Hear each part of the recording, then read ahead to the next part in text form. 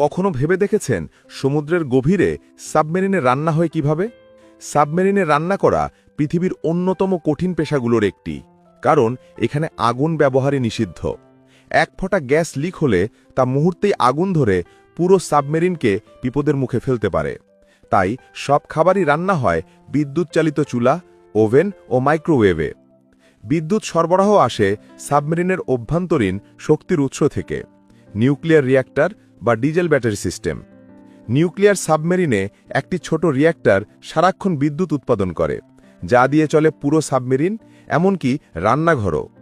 যুদ্ধ, মিশন আর নজরদারির ফাঁকে এখানেই তৈরি হয় শতাধিক মানুষের খাবার।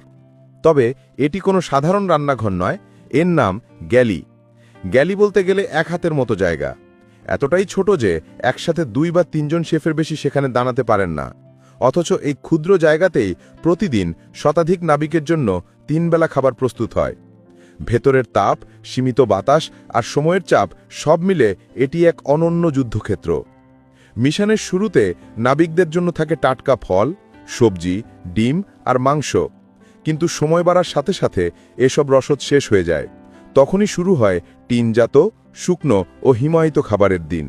সব খাদ্যই এমনভাবে সংরক্ষণ করা হয় যাতে নষ্ট না হয় এবং স্বাদও কিছুটা বজায় থাকে। রুটি বা কেক তৈরি হয় পাউডার মিশিয়ে, মাংস আসে ভ্যাকুয়াম সিল করা প্যাকেটে, আর দুধ হয় গুঁড়ো। সাবমেরিনে পানি পাওয়া মানেই এক প্রযুক্তিগত কৌশল। এখানে কোনো ঝর্ণা বা নদী নেই। সমুদ্রে নোনা জলই বিশেষ যন্ত্রে ছেঁকে তৈরি করা হয় পানযোগ্য পানি। আর বাতাস, সেটিও পুনর্ব্যবহার করা হয়।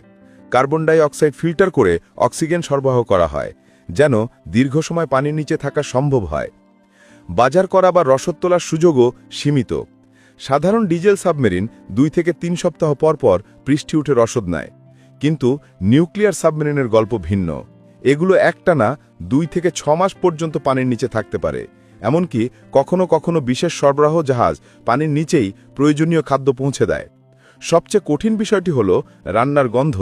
সাবমেরিনের ভেতরে বাতাস পুনর্ব্যবহার হয়, তাই একবার রান্নার গন্ধ ছড়িয়ে গেলে তা থেকে মুক্তি পাওয়া কঠিন। এজন্য শেফদের প্রতিটি পদ সাবধানে তৈরি করতে হয় যাতে গন্ধ নিয়ন্ত্রণে থাকে। একবার কোনো পদে বেশি ভাজা বা পোড়া গন্ধ তৈরি হলে তা কয়েক ঘন্টা ভেসে বেড়ায় পুরো সাবমেরিন জুড়ে। এই সব সীমাবদ্ধতার মধ্যেও সাবমেরিনের শেফরা তৈরি করেন সুস্বাদু খাবার, কখনো স্প্যাগেটি, কখনো ফ্রাইড রাইস, আবার কখনো শুকনো স্টেক। তারা জানেন ভালো খাবারই নাবিকদের মানসিক শক্তি বাড়ায়, দীর্ঘ মিশনে মনোবল ধরে রাখে। তাই প্রতিটি পদে থাকে নিখুঁত হিসাব, ধৈর্য আর যত্নের ছোঁয়া। সাবমেরিনের গ্যালি শুধুমাত্র রান্নাঘর নয়, এটি এক অসাধারণ উদাহরণ যেখানে প্রযুক্তি, দক্ষতা আর মানবীয় অধ্যবসায় একসাথে টিকে থাকার গল্প লেখে। বাইরে থেকে কেউ হয়তো বুঝবে না সমুদ্রের গভীরে আগুন ছাড়াই কিভাবে রান্না হয়, কিন্তু নাবিকদের কাছে সেই ছোট্ট রান্নাঘরই যেন তাদের ঘরের উষ্ণতম কোণ, যেখানে প্রতিটি খাবারের গন্ধ মনে করিয়ে দেয় পৃথিবী এখনও উপরে, ঠিক আগের মতোই। ভাবতে কেমন অবাক লাগে, তাই না? গভীর সমুদ্রের তলদেশে চারপাশে শুধু অন্ধকার আর চাপা নিস্তব্ধতা, উপরে মাইলের পর মাইল পানি, নিচে অনিশ্চয়তার রাজ্য। এমন এক জায়গায় দিনের পর দিন ভেসে থাকে এক লোহার দৈত্য সাবমেরিন, কিন্তু ভেতরে রয়েছে এক সম্পূর্ণ ভিন্ন জগৎ,